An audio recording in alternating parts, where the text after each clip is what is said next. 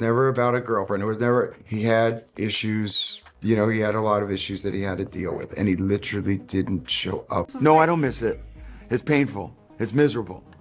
I didn't enjoy it a bit. Jon Bon Jovi spent over 40 years at the top of rock and roll. He built a reputation on professionalism, loyalty, and showing up when it mattered. But behind the sold-out stadiums and chart-topping hits existed rivalries, people he came to hate. Some clashed with his values, others betrayed his trust. A few represented everything he refused to become. Now at 63, Jon's silence about these tensions speaks volumes. Which famous names still trigger resentment decades later? And what do these 6 rock stars reveal about the man Jon Bon Jovi truly is? Stay tuned as we reveal 6 rock stars Jon Bon Jovi hated the most. Number 6, Axl Rose. Jon Bon Jovi built his career on reliability. Show up on time. Deliver the performance. Respect the fans who paid good money to see you play. These weren't just professional guidelines for him, they were the foundation of everything he believed a rock star should be. So when he crossed paths with Axl Rose, the lead singer of Guns N' Roses, the clash was inevitable. Not because of any single incident, but because everything Axl represented went against Jon's core values. The tension between them started in the late 80s and early 90s, when both bands were dominating the rock scene. Bon Jovi had already conquered the charts with anthems that filled stadiums across the world. Guns N' Roses exploded onto the scene with raw energy and dangerous unpredictability. On paper, they were both successful rock bands, but behind the scenes, they operated on completely different philosophies. Axl Rose became notorious for his erratic behavior. He would show up hours late to concerts, sometimes not at all. He would storm off stage mid-performance if something upset him. He would cancel shows at the last minute, leaving thousands of disappointed fans standing in empty venues. For Axl, rock and roll was about chaos, emotion, and refusing to be controlled by anyone or anything. Rules didn't apply to him. Schedules were just suggestions.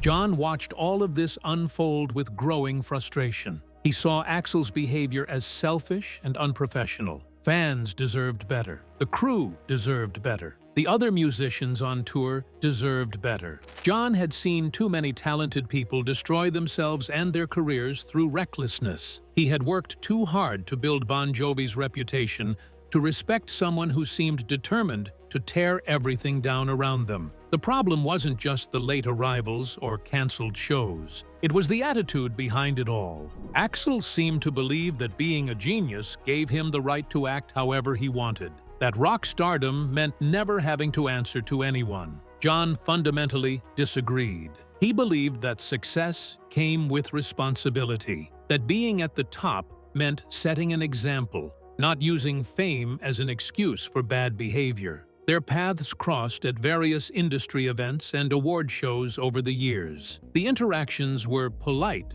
but cold. Jon could acknowledge Axl's talent. The man had an incredible voice and wrote powerful songs. Guns N' Roses created music that mattered, that changed the landscape of rock. But talent alone wasn't enough to earn Jon's respect. Character mattered more. What bothered Jon most was the unpredictability. He couldn't trust Axl to follow through on anything. In an industry built on relationships and mutual respect, trust was everything. Jon had built his entire career on being someone people could count on. He showed up, he worked hard, he honored his commitments. Axl represented the opposite of all that. Jon also saw Axl as a cautionary tale. This was everything he didn't want Bon Jovi to become. The chaos, the drama, the constant conflict. It all seemed exhausting and unnecessary. Jon had watched too many bands implode because one person's ego or addiction took over. He had made conscious choices to avoid that path, to build something sustainable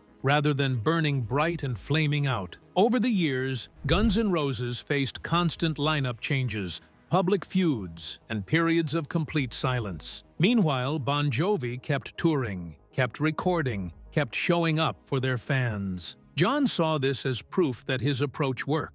Discipline beat chaos. Reliability beat brilliance, when brilliance came with so much destruction attached. Even now, Decades later, John rarely speaks about Axl with anything resembling warmth. There's acknowledgement of talent, sure, but no friendship, no trust. Just the memory of two rock stars who stood for completely different versions of what success should look like.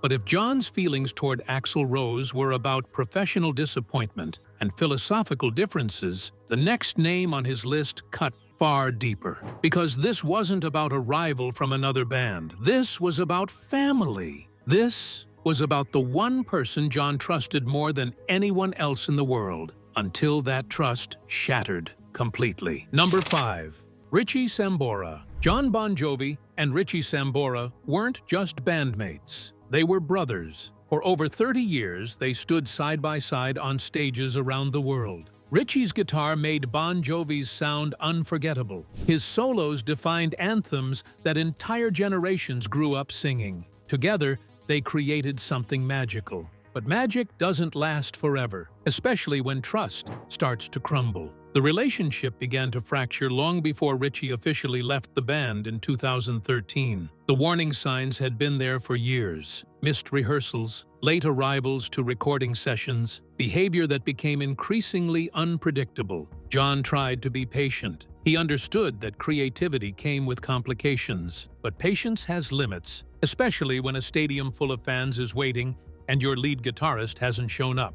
Richie struggled with addiction for years. He was open about it later, discussing his battles with alcohol and substance abuse in interviews. John knew about these struggles. He watched his closest collaborator fight demons that threatened to destroy everything they had built together. But knowing about a problem and living with its consequences are two different things. The first real breaking point came during tours when Richie would miss shows entirely. Not because of illness or emergency, but because he couldn't pull himself together enough to perform. John would stand backstage, looking at empty venues or disappointed fans, and feel something shift inside him. This wasn't just about music anymore. This was about reliability, about respect, about the same principles that made him resent Axl Rose, now showing up in his own band. John tried to help. He arranged for treatment. He adjusted schedules. He covered for Richie publicly, protecting his reputation even when privately he was furious. Because that's what brothers do. They protect each other. But protection can only go so far when the person you're protecting keeps making the same destructive choices. The control struggles made everything worse. As Bon Jovi became more successful, the dynamics shifted. John was the front man, the face of the band, the decision maker. Richie wanted more creative input, more recognition, more control over the direction of their music. These weren't unreasonable desires, but they came at a time when John was already dealing with Richie's unreliability. Trust was eroding on both sides. Money became another source of tension. Richie felt he deserved a larger share of the profits. John felt that showing up and doing the work should come before demanding more compensation. Neither position was entirely wrong, but neither could they find common ground. Years of resentment built up in silence, creating a wall between two people who once finished each other's sentences. The final straw came in 2013 when Richie left mid-tour, citing personal issues. John was left to finish the shows without him. Again, the pattern had repeated itself too many times. John made a decision. Richie Sambora would not be welcomed back into Bon Jovi, not as a full member, not with the same trust and partnership they once shared. What hurt most wasn't the professional betrayal, it was the personal one. John had invested decades into this friendship. He had defended Richie countless times. He had sacrificed and compromised and adjusted his own expectations to accommodate someone he considered family. And in return, he got disappointment after disappointment. John rarely speaks about Richie in interviews now. When he does, there's a careful distance in his words. He acknowledges Richie's talent and contributions, but there's no warmth, no suggestion of reconciliation, just the cold reality of a friendship that couldn't survive the weight of broken promises and lost trust. This wasn't hatred born from rivalry or ego. This was something deeper and more painful. This was the slow death of brotherhood, killed by choices that couldn't be undone and wounds that never fully healed. But if Richie's betrayal was personal and private, the next conflict John faced was very public.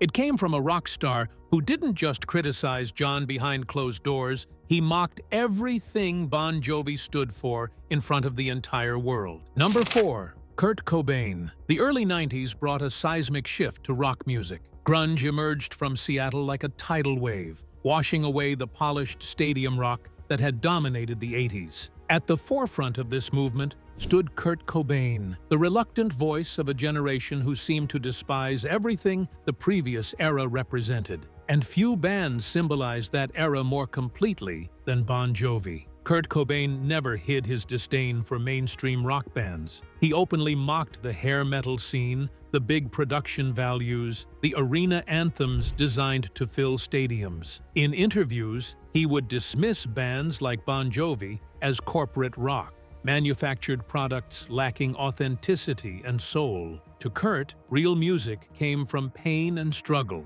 not from carefully crafted songs designed to top the charts. Jon Bon Jovi took this personally, not because he couldn't handle criticism, he had dealt with critics throughout his career, but because Kurt's attacks felt different. They weren't just musical disagreements, they were moral judgments. Kurt suggested that bands like Bon Jovi were somehow less legitimate, less real, less worthy of respect, because they embraced commercial success instead of fighting against it. The insult cut deep because John had worked incredibly hard to achieve that success. He had written songs that connected with millions of people. He had toured relentlessly, building a fan base through sweat and dedication. He had created something that brought joy to countless lives. And now this new generation was telling him that none of it mattered because it was too popular, too polished, too accessible. John understood that musical tastes change. He knew that every generation rebels against what came before. But Kurt's dismissal felt like an erasure of everything John had built. Suddenly,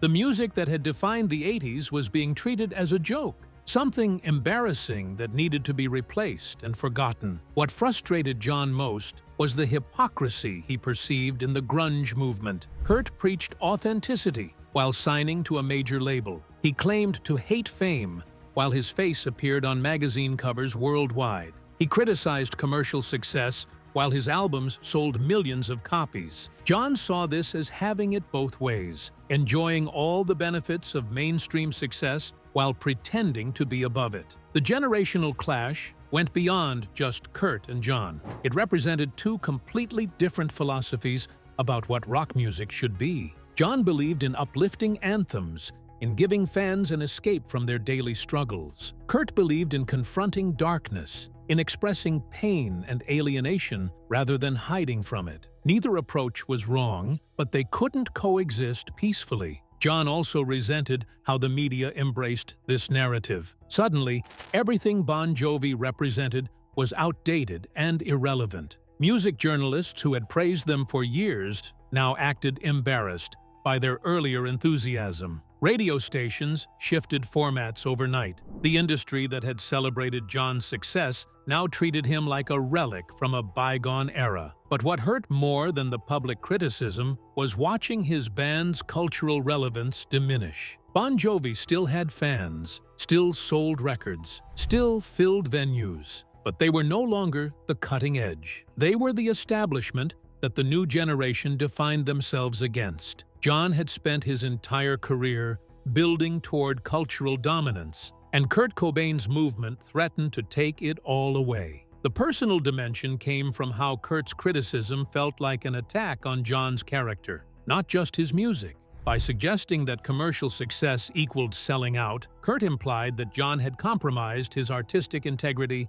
for money. This accusation stung because John genuinely believed in the music he created. He wasn't cynically manufacturing hits. He was writing songs that meant something to him and happened to resonate with audiences. Kurt Cobain's death in 1994 complicated John's feelings even further. Anger mixed with sadness, resentment tangled with regret. The attacks stopped, but the damage to Bon Jovi's cultural standing remained. John never got the chance to prove Kurt wrong, to show that both approaches to rock music could coexist and have value. Even decades later, John bristles when asked about grunge and its impact on his career. The wounds from that era never fully healed. Kurt Cobain became a symbol of everything that tried to diminish what John had accomplished. But if Kurt represented an ideological threat from the new generation, the next conflict came from the old guard. From a legend who had built his empire on branding and image, and who questioned whether John truly understood what it meant to be a real rock star. Number 3.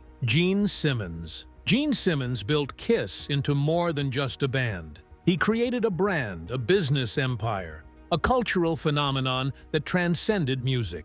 He approached rock and roll like a calculated business venture, turning face paint and merchandise into millions of dollars. Gene never apologized for loving money or for treating music as a product to be marketed, and he had strong opinions about who deserved to be called a real rock star. Jon Bon Jovi respected what Gene had accomplished. Kiss paved the way for theatrical rock performances and showed that bands could control their own destinies through smart business decisions. But respect didn't mean friendship, and it definitely didn't mean John appreciated Gene's constant commentary about image, authenticity, and what separated real rockers from pretty boys playing dress-up. Gene had a habit of positioning himself as the ultimate authority on rock and roll. He would give interviews explaining what made a legitimate rock star versus a manufactured pop act. He would rank bands based on criteria that suspiciously always placed Kiss at the top,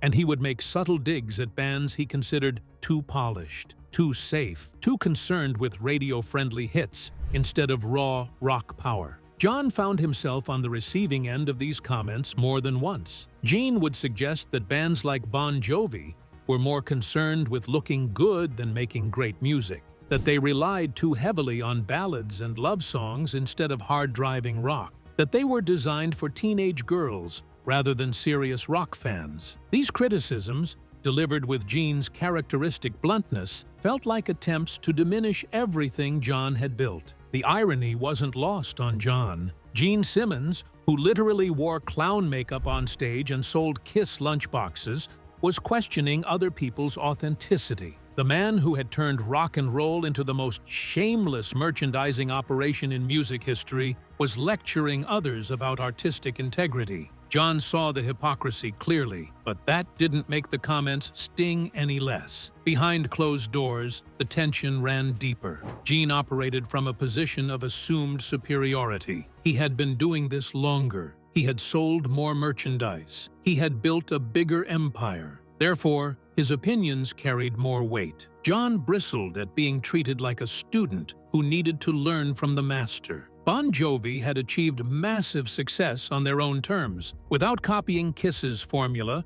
or seeking Gene's approval. The real conflict came down to different definitions of success. Gene measured everything in dollars and brand recognition. He boasted about Kiss's business ventures with the same pride other musicians showed for their artistic achievements. John, while certainly not opposed to making money, wanted to be recognized for the music first. He didn't want Bon Jovi reduced to a product or a marketing strategy. Gene also had opinions about control and ownership. He frequently talked about how bands needed to maintain complete control over their image and business dealings. But when he gave this advice, it came with an implicit criticism that other bands didn't understand business the way he did, that they were letting record labels and managers make decisions they should be making themselves. John, who actually maintained significant control over Bon Jovi's direction, found this patronizing. Their interactions at industry events and award shows carried an undercurrent of competition.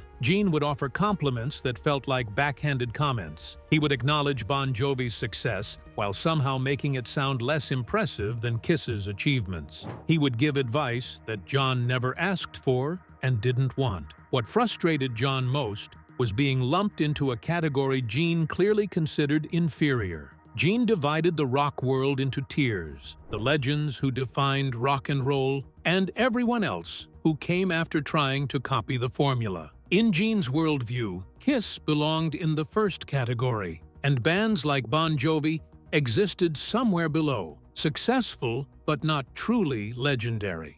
John refused to accept this hierarchy. Bon Jovi had sold millions of records, filled stadiums worldwide, created anthems that defined an era. They had done this without gimmicks or face paint, relying on songs that connected with people's lives. But Gene's constant undermining made John feel like he was constantly fighting for respect he had already earned. The relationship remained professionally cordial, but personally cold. They would smile for cameras and exchange pleasantries, but John never forgot the subtle dismissals and the underlying message that he would never quite measure up to Gene's standards. Yet if Gene represented the establishment questioning John's legitimacy, the next conflict was even more fundamental. It involved a rock star whose entire lifestyle embodied everything John had deliberately chosen to avoid. A living example of excess and chaos that made John's more disciplined approach look boring by comparison.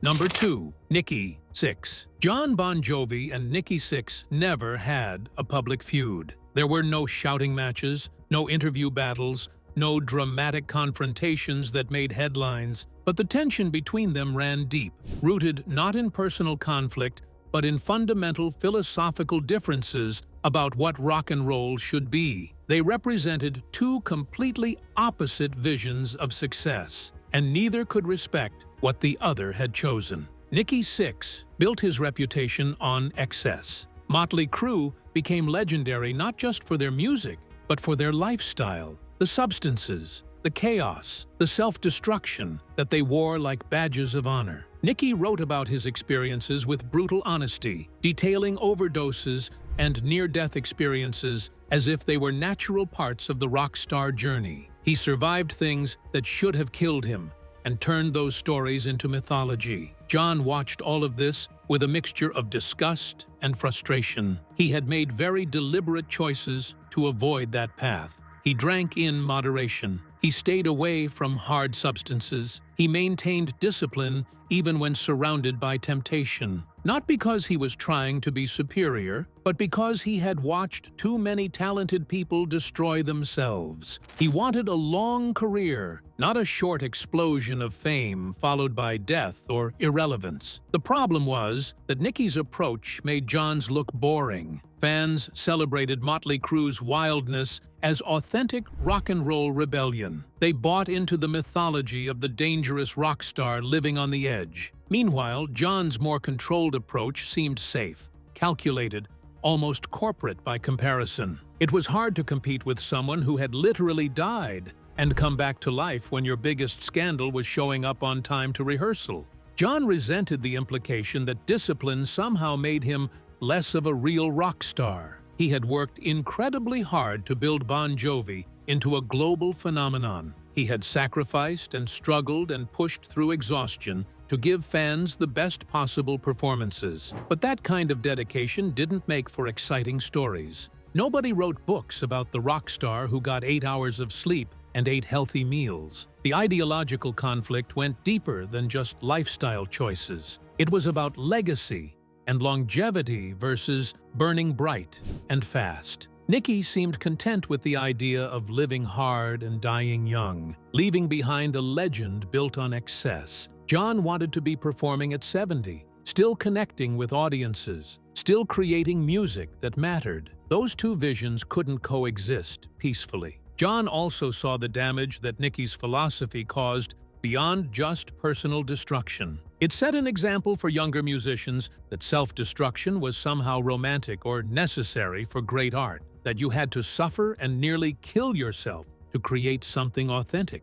John fundamentally disagreed. He believed you could make powerful music while also taking care of yourself and treating your career professionally. The business side created another point of tension. Motley Crue became famous for their debauchery, but they were also extremely savvy businessmen. Nikki understood branding and marketing as well as Gene Simmons did. He turned chaos into profit, selling the lifestyle as much as the music. John saw this as having it both ways, claiming to be a rebel while carefully managing a very profitable image. What bothered John most was the hypocrisy of it all. Nikki positioned himself as the dangerous outsider, the rock star who lived by his own rules. But he was just as calculated and business-minded as anyone else in the industry. The difference was that Nikki packaged his calculation as rebellion, while John's honesty about wanting success made him look like a sellout. Their rare interactions were polite but distant. They existed in the same industry, sometimes crossed paths at events, but lived in completely different worlds. Nikki represented everything John had deliberately rejected, and John represented everything Nikki probably found boring and overly cautious. Neither could understand how the other had achieved success while making such fundamentally different choices, and neither particularly wanted to bridge that gap. But if John's feelings toward Nikki Sixx were about ideological differences with someone outside his inner circle, the final name on this list was far more painful, because this wasn't about a rival band or a different generation or conflicting philosophies. This was about someone John had personally chosen to be part of Bon Jovi's foundation, and then erased from history entirely. Number 1. Alec John Such. Alec John Such was there from the beginning. He played bass for Bon Jovi from 1983 until 1994, helping create the sound that launched the band into superstardom. He appeared on every major album from the early years. He stood on stage during the tours that built Bon Jovi's reputation. He was part of the brotherhood that conquered the world. And then, John made him disappear. The official story was simple and clean. Alec left the band in 1994 due to personal reasons. It was presented as an amicable separation, a mutual decision that worked out for everyone involved. The band continued without missing a beat, replacing him quickly and moving forward with barely a pause. John gave the standard statements about respecting Alec's decision and wishing him well, but the reality was far more complicated and painful. Alec didn't leave. He was fired. And the reasons behind that firing revealed a side of John that he rarely showed publicly. The cold, calculated businessman who would cut loose anyone who threatened the band's success, even if that person had been there since day one. Alec struggled with many of the same issues that plagued other musicians from that era. His reliability became questionable. His performances suffered. His personal problems started affecting the band's professional operations. John watched this decline with growing concern that turned into frustration that eventually hardened into a decision. Alec John Such had to go. The firing itself was handled quietly, behind closed doors, away from media attention. But what came after was even more telling. John essentially erased Alec from Bon Jovi's narrative. When the band told their story in interviews, Alec's contributions were minimized or ignored entirely. When they celebrated anniversaries or milestones, Alec's name rarely came up. He became a footnote in a story he had helped write. This wasn't the same as the conflicts with Richie Sambora or the tensions with outside rivals. This was something colder and more calculated. John made a business decision to protect the band's future, and part of that decision involved pretending that Alec's decade of contributions didn't matter as much as they actually did. The guilt from this decision haunted John in ways that public feuds never could. You can hate a rival and sleep peacefully. You can resent someone who betrayed you and feel justified in that anger. But erasing someone who was part of your family, who helped build everything you achieved, leaves a different kind of scar. Alec's death in 2022 brought all of these complicated feelings back to the surface. John released a statement expressing sadness and acknowledging Alec's contributions to the band's early success. But the statement felt carefully worded, maintaining the same emotional distance that had characterized their relationship since the firing decades earlier. What made this situation particularly painful was that John knew he had done to Alec exactly what he resented in others. He had put business before loyalty. He had made a cold calculation that the band was more important than the individual. He had chosen success over brotherhood. All the things he criticized in other people, he had done himself when it served his purposes. The firing also revealed John's capacity for control and his willingness to make ruthless decisions when necessary. This wasn't Gene Simmons offering unwanted business advice. This wasn't Nikki Sixx representing a different lifestyle. This was Jon himself, acting with the same hard business mentality he claimed to find distasteful in others. Jon rarely discusses Alec in interviews now. When asked about the original lineup or the early days of Bon Jovi, he focuses on the music and the success, glossing over the personal dynamics and the difficult decisions. The silence speaks louder than any public statement could. This was resentment turned inward, not hatred of what someone else represented, but discomfort with what Jon himself had become. The man who built his reputation on loyalty and reliability had fired a founding member